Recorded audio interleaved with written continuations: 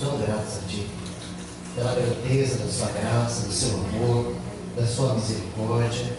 Ó Senhor, nós não temos palavras para agradecer ao Senhor essa alegria que o Senhor nos tem proporcionado esses dias, estarmos aqui reunidos no Teu nome, com tantos irmãos, tão diferentes, tão lugares diferentes, com esse único propósito de agradar o Senhor, de aprender o Senhor, de adorar o Senhor e de termos comunhão.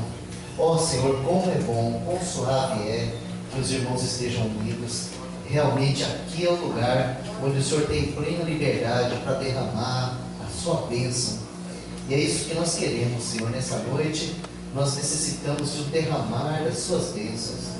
Que o Senhor mesmo, com o Teu Espírito Santo, possa ter a plenitude no nosso meio, possa ter a centralidade no nosso meio, e que o Senhor tenha liberdade de falar conosco. O Senhor conhece a nossa limitação, o Senhor conhece o nosso coração, o Senhor conhece nossas barreiras. Então, Senhor, tem misericórdia de nós, que nessa noite o Senhor possa quebrar as nossas muralhas, que o Senhor possa, Senhor, trazer para fora aquilo que está escondido, que o Senhor possa tratar conosco, Senhor, para que a gente seja liberado, liberto, restaurado, para que a gente possa servi-lo de maneira adequada. Não permita, Senhor, que a Tua palavra seja roubada, como nós estudamos hoje de manhã cedo. Não permita, Senhor, que as emoções nos enganem e que a gente seja essa coisa infrutífera, essa coisa rasa, que nunca pode dar fruto, que na hora que vem a realidade abandona tudo. Não permita que isso aconteça conosco, Senhor, mas usa, Senhor, todas as ferramentas da Tua graça para cavocar bem a terra, Senhor, para que a Tua semente, que é a coisa mais preciosa que existe, possa tomar o seu devido lugar no mais profundo do nosso coração e possa frutificar para o Senhor, porque o Senhor é digno dos frutos, Senhor. O Senhor é o agricultor e o Senhor é digno dos frutos. O Senhor nos salvou com um propósito, o Senhor nos reuniu com um propósito. É com um propósito que o Senhor tem feito todas as coisas na nossa vida. Ajuda-nos, Senhor, ajuda-nos a respondermos em obediência, para que o Senhor tenha a sua colheita, para que o Senhor tenha a sua igreja gloriosa, para que o Senhor tenha o seu propósito plenamente alcançado em nossa geração. Nós te pedimos, Senhor, e te agradecemos, em nome de Jesus. Amém. Amém. Irmãos,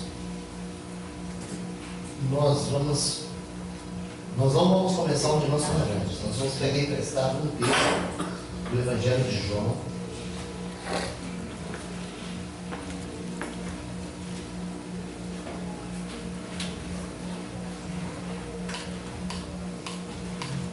Evangelho de João, capítulo 12, versículo 24.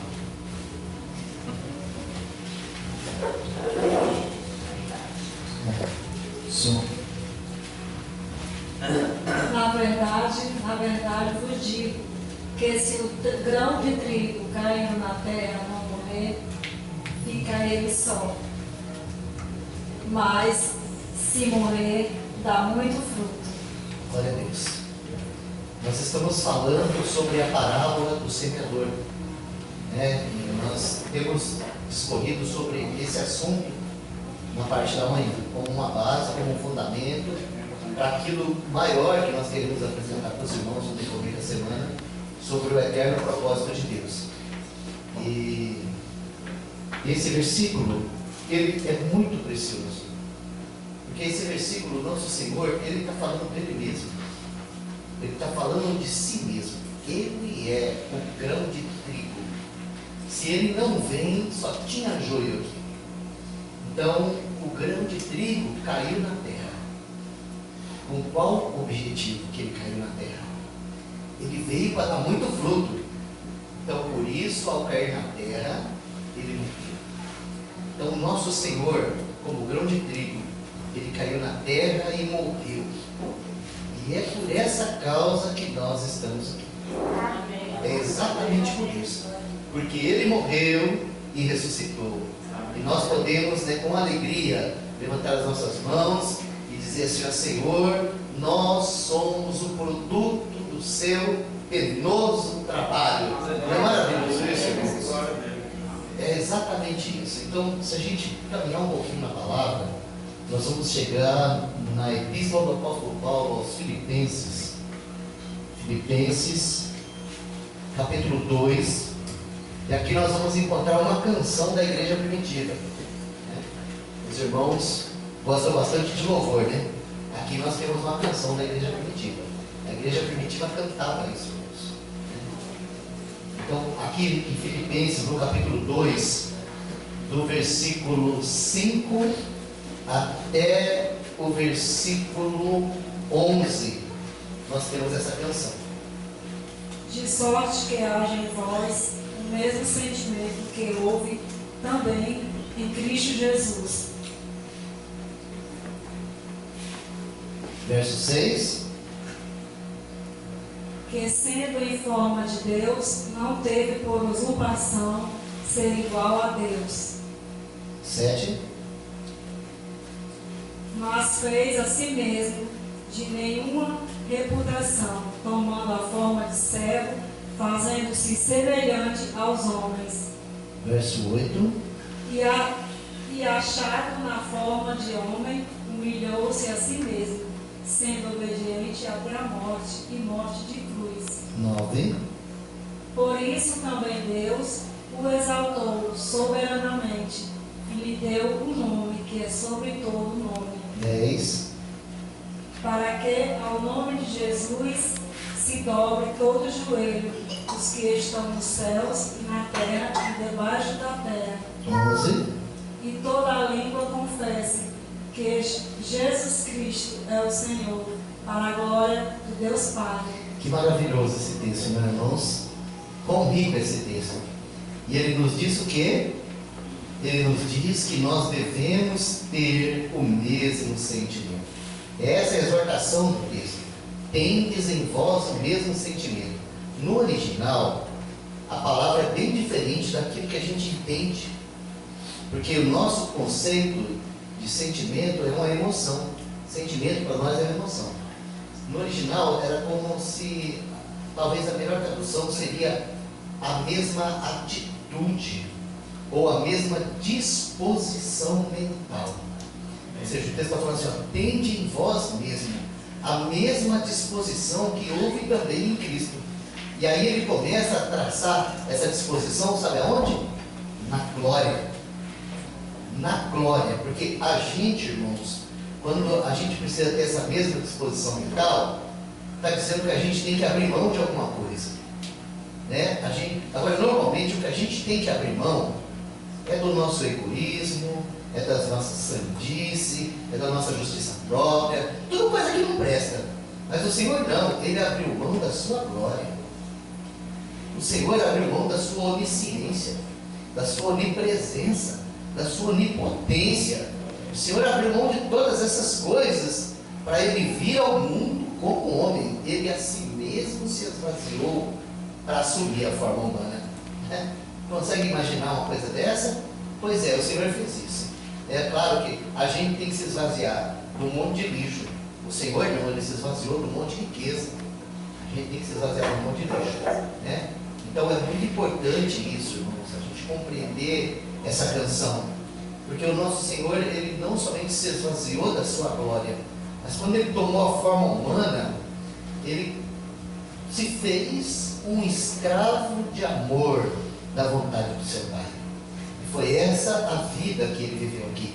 Por isso que nós podemos cantar aquele cântico lá do Salmo 24, que fala do levantai as portas das nossas cabeças, que entrará o Rei da Glória. Por que Rei da Glória? Porque Ele possui em si mesmo a glória intrínseca de Filho de Deus. Isso é eterno. Ele possui a glória de Filho de Deus, mas Ele veio aqui no mundo e Ele foi daqui carregando nos seus ombros a glória de Filho do homem. Filho de Deus, Filho do homem, perfeitamente glorioso.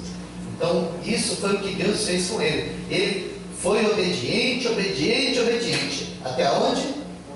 Até a morte e morte de cruz. Por quê? Porque essa era a vontade do Pai. Esse era o caminho. O nosso Senhor estava predestinado a entregar a sua vida naquela cruz para nos incluir na sua morte, nos sepultar com Ele, nos ressuscitar com Ele e nos elevar com Ele à posição celestial.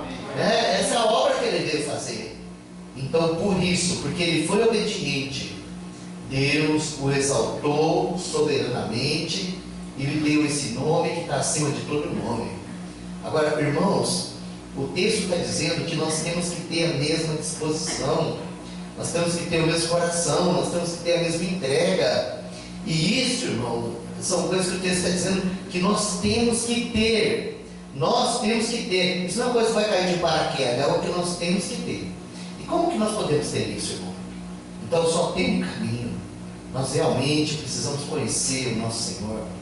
Nós precisamos conhecer o nosso Deus, ter um relacionamento de confiança com o nosso Deus. Porque na medida que nós conhecemos melhor quem é o nosso Deus, nós vamos nos entregando, nós vamos nos rendendo, nós aprendemos a confiar em que nas mãos dele é o lugar mais seguro desse universo. Nós aprendemos no dia a dia que a vontade dele é boa, perfeita e agradável. E nós aprendemos a importância dessa palavra, irmãos, obediência. Sabe, essa é uma palavra muito importante, irmãos. O velho homem não consegue obedecer ninguém. O velho homem, ele é desobediente por natureza. Mas será que essa nova criatura que foi gerada pelo Espírito dentro de nós é a mesma coisa? Será que a nova criação é desobediente também? Será possível que foi criado dentro de nós um novo homem desobediente? Não, não. É a própria vida de Cristo que está em nós. Então, ainda que eu carrego na minha carne, nos meus membros, uma propensão para desobediência, existe um milagre atuando dentro de mim, porque tem um obediente que veio morar em mim. Então, nós, por causa da graça, nós podemos responder o Senhor e aprender a obedecer. Esse é o caminho glorioso que o Senhor tem preparado para cada um de nós. Então, nós temos falado, nesse tempo, sobre esse assunto da parábola do semeador. E nós temos visto de uma maneira bastante clara, com os irmãos aqui, o quanto que o nosso adversário tem trabalhado para poder roubar de nós a palavra, não permitir que a palavra produza fruto, ou proporcionar meios onde essa palavra é recebida só a nível de alma, para que ela não tenha substância, para que a gente não consiga andar. E hoje de manhã nós terminamos o assunto, a nossa pregação, tratando dessa parte, desse segundo terreno onde a semente caiu. E faltou um texto. Eu li com os irmãos Mateus e Lucas, e faltou Marcos. Então nós vamos continuar de lá. Marcos capítulo 4.